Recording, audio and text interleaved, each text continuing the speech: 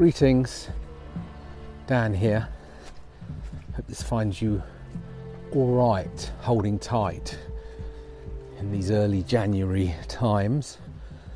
Yeah, I'm not quite in goal setting mode yet, but I'm beginning to orientate myself towards the year ahead, and thought I would share news of an experience that we're offering out that you might be interested in. So if you've ever listened to my podcast, The Spaceship Earth, you will know that we talk a lot about this riff of becoming crew, this idea of stepping into service on this great big living spaceship called Earth, and beginning to participate in the co-creation of the emerging future.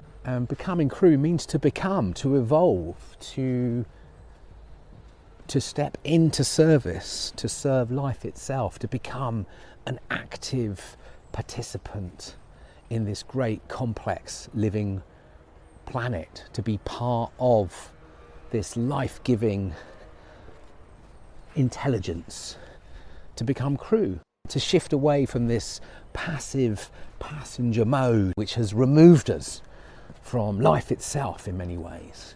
How do we step into service? How do we discover our own unique gifts, and how and where to point them in serving life itself in this moment, in getting involved in the great healing, the great renewal, the great regeneration that's being called for? And that's what our intention for Becoming Crew is all about, is to support people on these learning journeys. Anyway, late last year we quietly launched becomingcrew.com. We call them unlearning adventures for navigating mysterious times.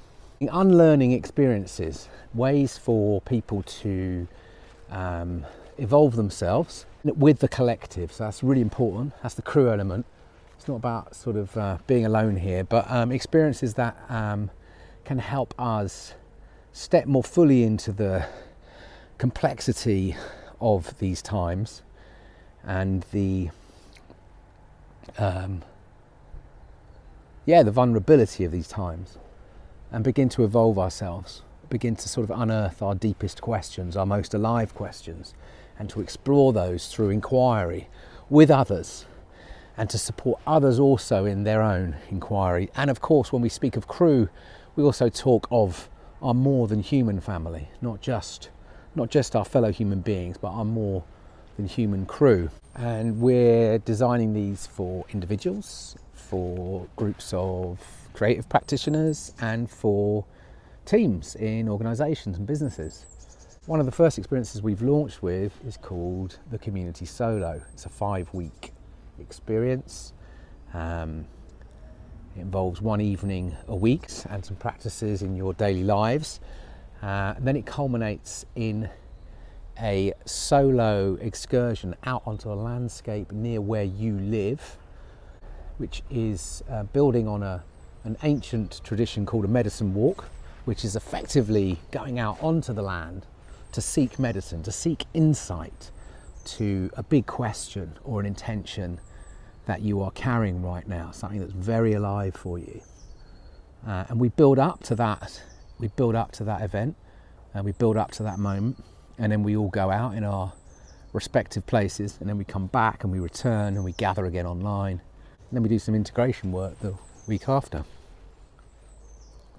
So we just finished our first cohort just before the solstice, and it was a really powerful 5-week experience. We had a lovely collection of crew from Denmark, Germany, Holland and the UK. And myself, Mark and Eva, we guide and host, but we also participate. We explore our own questions and intentions. We develop the practices ourselves as well with the rest of the crew, and we go out onto the landscape on the weekend of the medicine walk, and we do our own medicine walk wherever we take it. And yeah, I wanted to share a little bit about my own experience, just because it kind of blew my mind how profound my own experience was, and how the insight that I gained from it was extraordinarily valuable to me at a moment in my life which has been very challenging.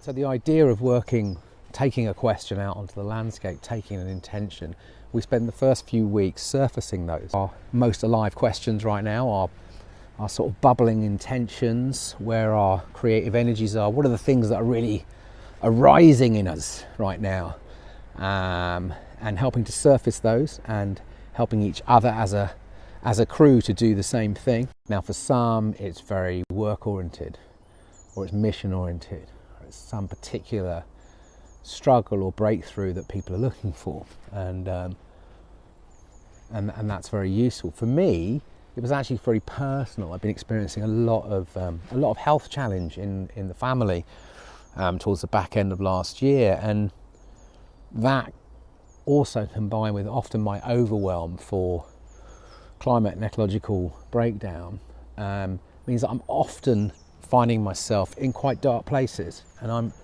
reminding myself constantly how to be able to move through that darkness, but also to carry light with that, to see light through the darkness. And actually the question that I ended up taking out on the medicine walk was this: how do I walk through fog and darkness and still remember to dance?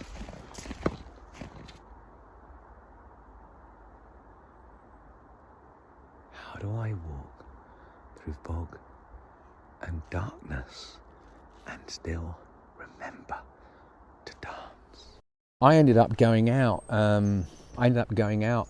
at dusk towards darkness because of my question involving this kind of sense of darkness that was happening around me. How do I navigate through darkness? How do I remember to dance through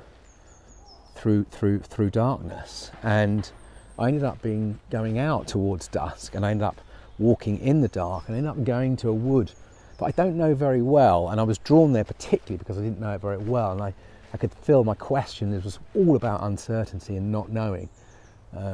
So I ended up, rambling and falling and through this wood for a couple of hours in the dark, and right on the edge of my comfort zones and my own fears. And it had snowed that day, which was even more crazy. Anyway, I returned, and we gathered as a crew for our reflection call and our sort of welcome back around our virtual fire. And it was a profound experience. And the next day, I witnessed my father dying. I was with him. He'd been ill for about 3 weeks.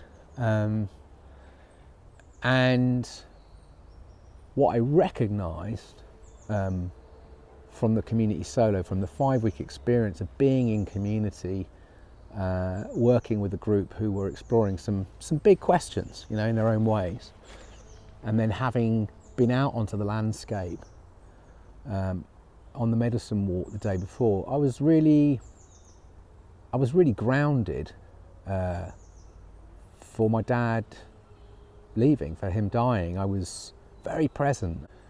So I'm not saying you need to come on this when you've got life-threatening things going on in your life, but what I am saying is I believe there's extraordinary regenerative potential in gathering in community with others, in opening ourselves up to some of our deepest, most alive questions right now, in being able to kind of share some vulnerability for these times, and then building some practice and commitment together to then go out onto a landscape near where you live. And I think that's really important.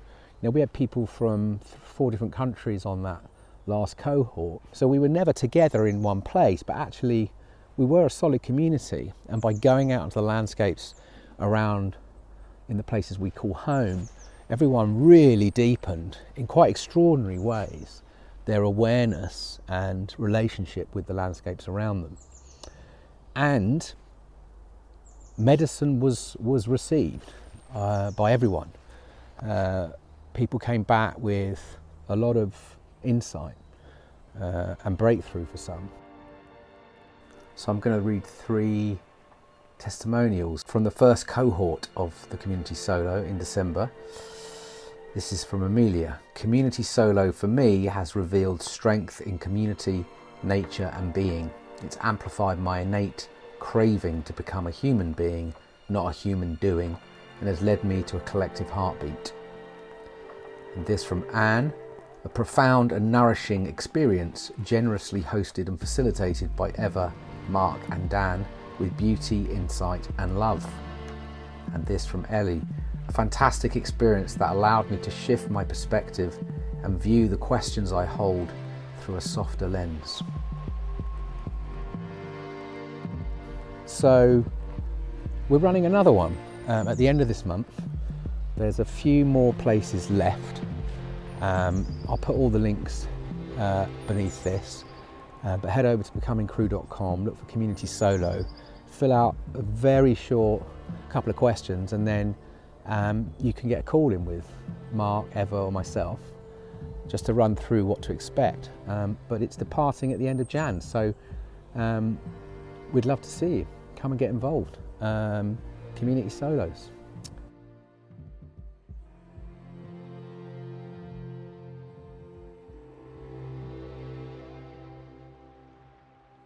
We live on a life-giving rock called Earth, hurtling through space. How bonkers is that?